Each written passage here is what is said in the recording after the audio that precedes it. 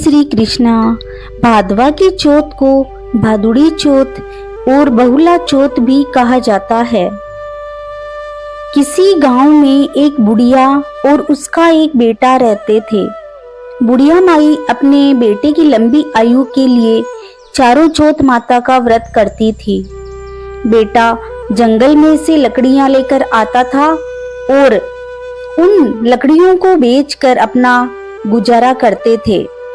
बुढ़िया माई रोजाना लकड़ियों में से 2 लकड़ी चुपके से रख लेती थी और चौथ माता के व्रत के लिए उन लकड़ियों को बेचकर सामान लाती थी और 5 पुए बनाती थी। 1 पुआ गणेश जी महाराज को और 4 पुए चौथ माता को चढ़ाकर एक गाय को देती, एक ब्राह्मण को देती, एक अपने बेटे को देती और एक खुद खा लेती। एक दिन बेटा किसी काम से चौथ के दिन पड़ोसन के घर में गया तो वह पुए बना रही थी। तब लड़के ने पूछा कि आज क्या है जो पुए बन रहे हैं। तब पड़ोसन बोली कि मैं तो आज ही बना रही हूँ, तुम्हारी माँ तो हर चौथ को पुए बनाती है। तब बेटा घर जाकर माँ से पूछता है कि माँ तू रोज पुए बनाती है, मैं तो इतनी मेहनत से कमाता हूँ। तब बुढ़िया माई बोली कि मैं तो चौथ माता का व्रत करती हूँ। तब बेटा बोला कि माँ या तो चौथ माता को रख ले अपने पास या फिर मुझे रख ले। बुढ़िया माई बोली चौथ माता की कृपा से ही तू मुझे मिला है, इसलिए मैं चौथ माता को नहीं छोड़ सकती।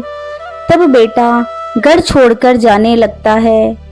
तब माँ बोली कि तू घर से बाहर जा रहा है तो चौथ माता की आंखें ले जा, जहाँ कहीं भी संकट आए तो ये आंखें पूर देना।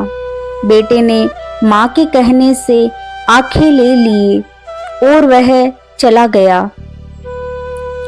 थोड़ी दूर चलने पर उसने देखा कि एक खून की नदी बह रही थी और उसे कहीं से भी रास्ता नहीं दिख रहा था। तब उसने आंखें पूर दिए और कहा कि हे चौथ माता, तू सच्ची है तो मुझे रास्ता मिल जाए।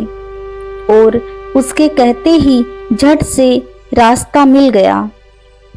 तब वह आगे चलने लगा। जाते जाते एक राजा की नगरी में पहुंचा। वहां का राजा रोजाना एक आदमी की बलि देता था। वह एक बुढ़िया के घर गया। वह रोती जा रही थी। लड़के ने बुढ़िया माँ से पूछा कि क्यों रो रही हो।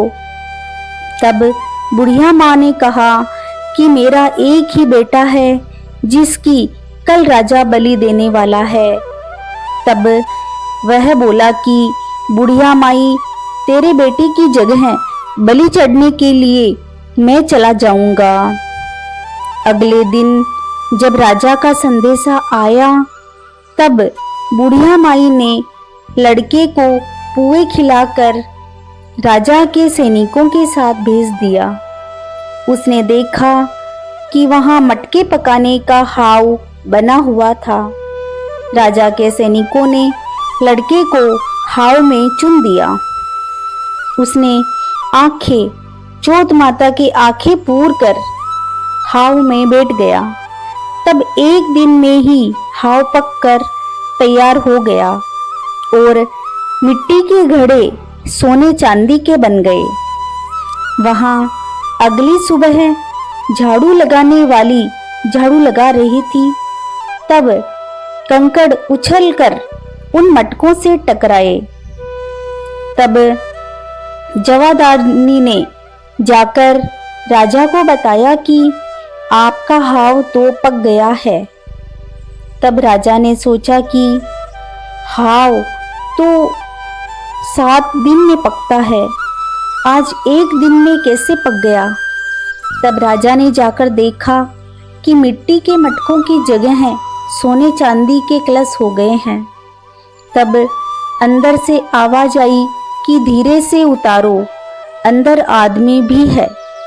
तब आवाज को सुनकर राजा के आदमी डर गए कि अंदर कौन सा आदमी का भूत आ गया है। फिर वह बोला कि डरो मत, मैं तो सिर्फ एक आदमी हूँ जिसको तुमने अंदर हाव में चुना था। राजा ने पूछा कि तू अंदर जीवित कैसे बचा? तब उस लड़के ने बताया कि मेरी माँ चौथ माता का व्रत करती है। जब मैं घर से निकला तब मेरी माँ ने चौथ माता के आंखें दिए थे। मैं उन्हीं को पूर कर बैठ गया था और चौथ माता की कृपा से बच गया। राजा ने अपनी बेटी का विवाह उस लड़के के साथ कर दिया और बहुत सा धन साथ में देकर विदा किया। बूढ़ी माई का बेटा अपनी पत्नी के साथ वापस अपने घर आ गया और अपनी माँ से माफी मांगी। हे चौथ माता, जैसे आपने बुढ़िया और उसके बेटे पर कृपा की वैसी सभी पर बनाए रखना और व्रत की कहानी को कहने वाले, सुनने वाले, हुंकारा भरने वालों पर, पूरे परिवार पर अपनी कृपा बनाए रखना। चौथ माता की जय।